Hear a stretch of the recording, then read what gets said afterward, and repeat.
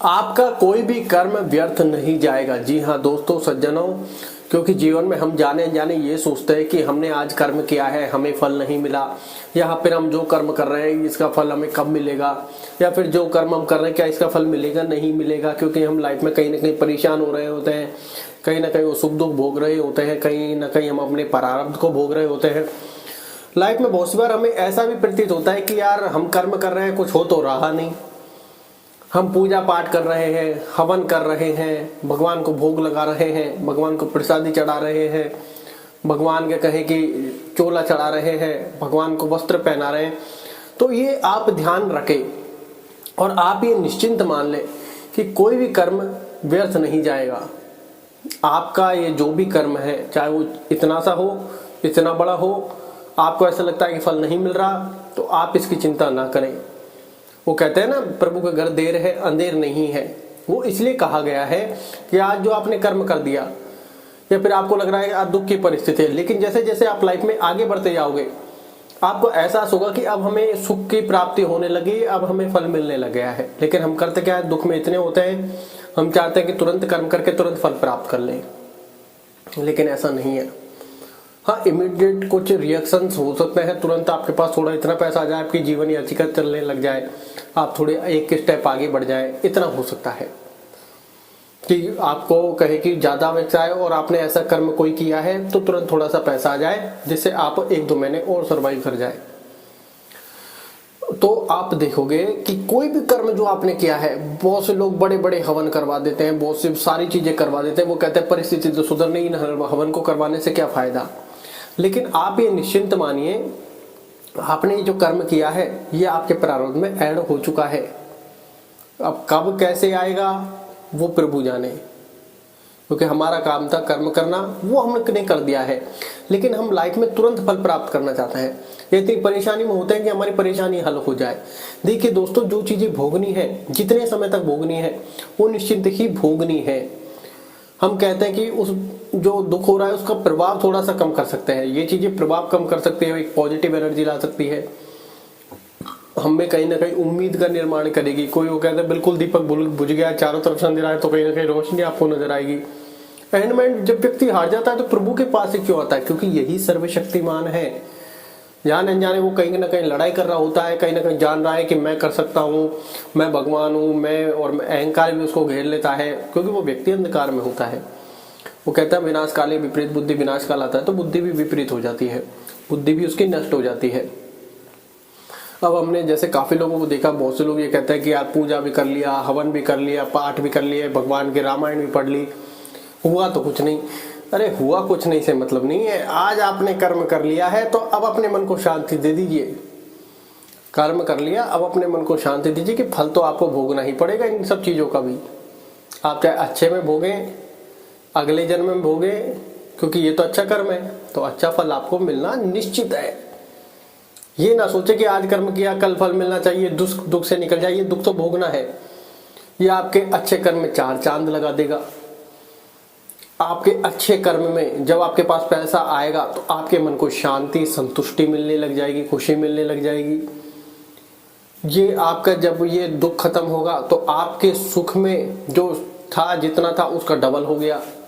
बहुत सारी चीजें फिर अपने आप ऑटोमेटिक उसमें ऐड हो जाती है, हमें पता नहीं होता। क्योंकि बड़े बड़े लोगों ने यही कहा है, बड़े बड़े विद्वानों ने, कि हम जब पीछे मुड़ के देखते हैं तब हमें सारी परिस्थिति का पता चलता है। जीवन भर तो हम कोस रहे होते हैं, ये नहीं मिला, ये नहीं मिला, ये नहीं मिला। कभी ये नोटिस किया है कि हमारे पास कितना है? तो संतुष्टि आने लगती है कि हाँ जो है प्रभु की कृपा है।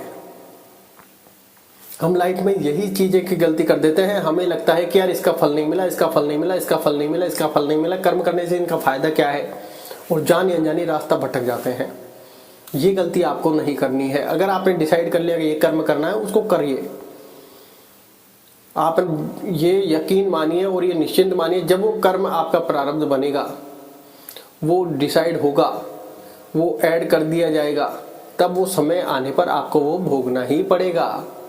आज आपके साथ कोई भी चीजें अच्छी हो जाती हैं तो आपको जीवन में ये लगता है कि हाँ अच्छा है, तो आप और अच्छी एनर्जी के साथ उसको कार्य करते हैं। क्यों? क्योंकि अब आपका मन प्रसन्न है। तो आप कोई भी कार्य करें वो मन प्रसन्न होकर करें। क्योंकि कोई भी चीजें व्यर्थ नहीं जाएंगी आपकी, ये बात ध्यान रखें। किसी से आपने अपशब्द कहे हैं तो उन अपशब्दों को सुनने की ताकत भी आप अब अपने अंदर डाल लीजिए। या तो वो आपका प्रारब्ध होगा कि वो खत्म हो जाएगा, या फिर ये आपका नवीन कर्म होगा।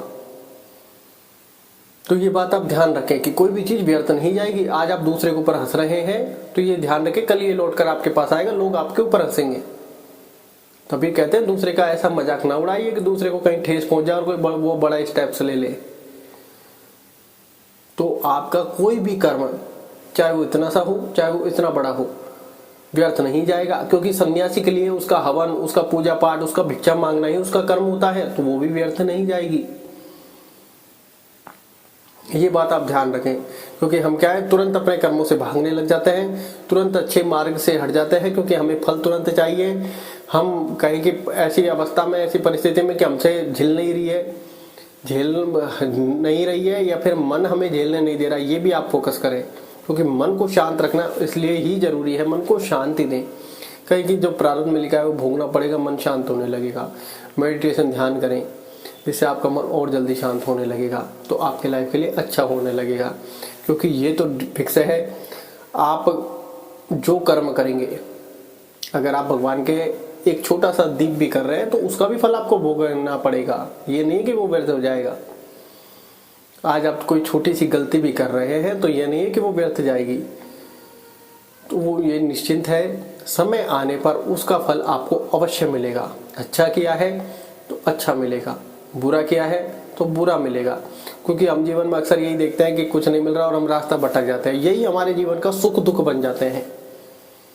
जब हम रास्ता भटक जाते हैं तो वो दुख की श्रेणी में आ जाता है, गलत कार्य कर बैठते हैं, और ये जो पूजा पाठ सारी चीजें करते रहते हैं, ये सुख की श्रेणी में आ जाता है।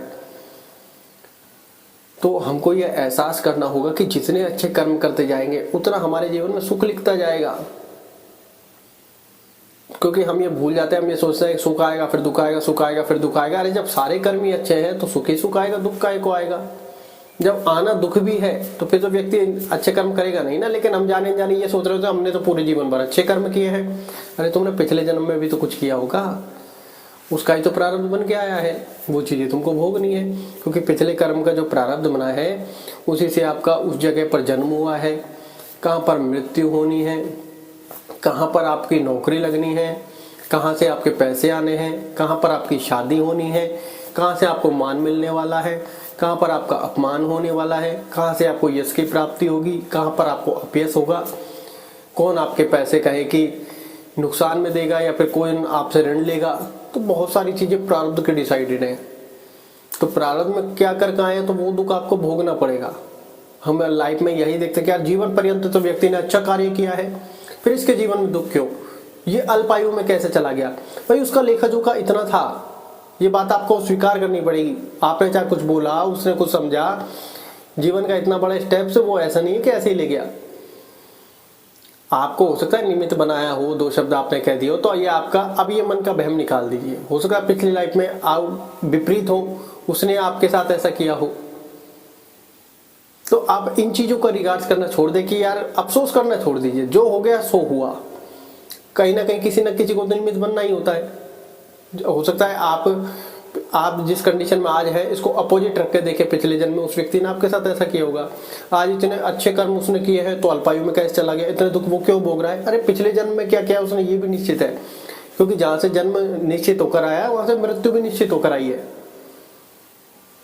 जहां से जन्म होकर आया है वहां से मृत्यु भी निश्चित होकर आई है। तो आप ये ना सोचे कि यार ये हमारे कहने से इसने कुछ अटेम्प्ट कर लिया, या फिर इसने कहने से, हमारे कहने से इसने कुछ ऐसा कर लिया, हमारे कहने से इसकी नौकरी लग गई।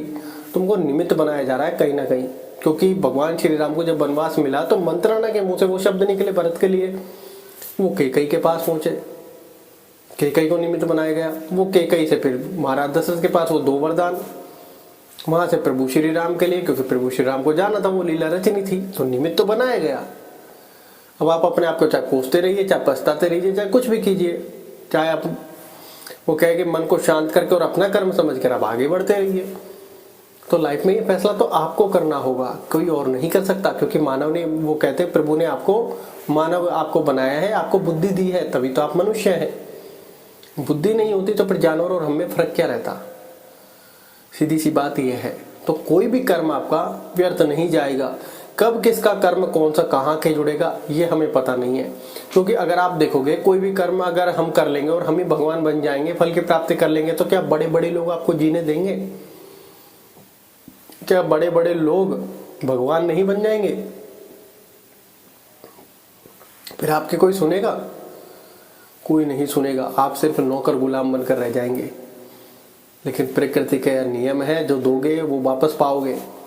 अच्छा दोगे तो अच्छा आएगा, बुरा दोगे तो बुरा आएगा, क्योंकि यही तो कर्मों का खेल है। लेकिन जाने अनजाने हमें भूल कर बैठते हैं। जाने अनजाने हमारे कहीं ना कहीं वो कहते हैं कि प्रारब्ध है जो भोगना है, वहां पर भूल होना भी निश्चित है। वहां पर भूल होना निश्चित है, क्योंकि विनाश काले विपरीत बुद्धि।